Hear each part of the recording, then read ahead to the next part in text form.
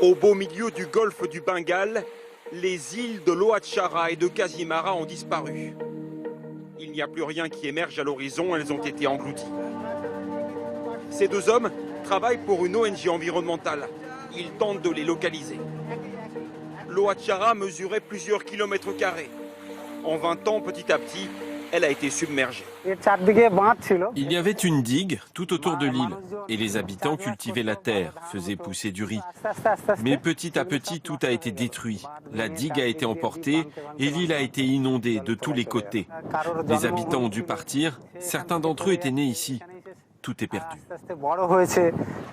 Sur les images satellites qu'ils possèdent, on peut encore voir les deux îles, disparues officiellement en 2010. La fonte précoce des glaciers de l'Himalaya est une des raisons de cette disparition selon les scientifiques. Ces deux hommes parlent, eux, d'un changement climatique général.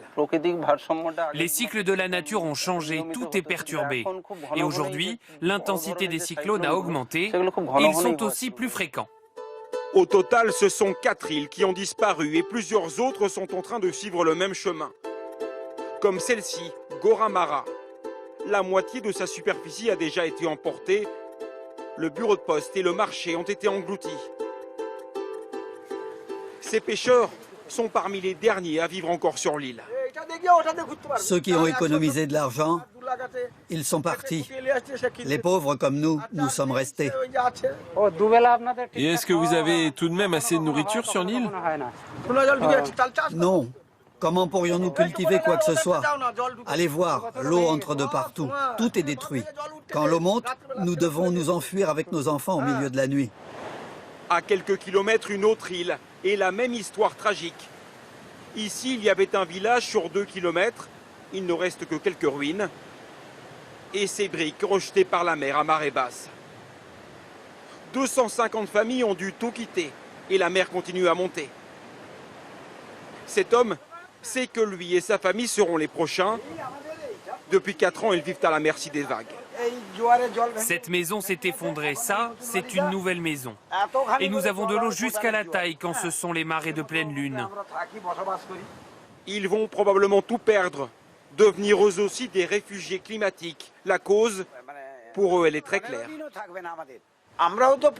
Nous avons pollué notre planète. Nous utilisons du plastique, nous utilisons du pétrole que nous déversons dans les océans. Il n'y a même plus de poissons. L'environnement est détruit. Nous avons coupé les arbres, tout ça par cupidité. Nous avons abusé des ressources naturelles.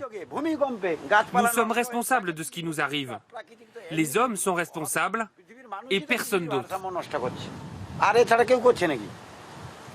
Les rives du golfe du Bengale connaissent une densité de population parmi les plus élevées au monde, ici en Inde, mais aussi au Bangladesh ou en Birmanie. Ce sont des millions de personnes qui vivent à quelques mètres seulement du niveau de la mer et beaucoup d'entre eux devront probablement aussi abandonner leur maison dans les prochaines années.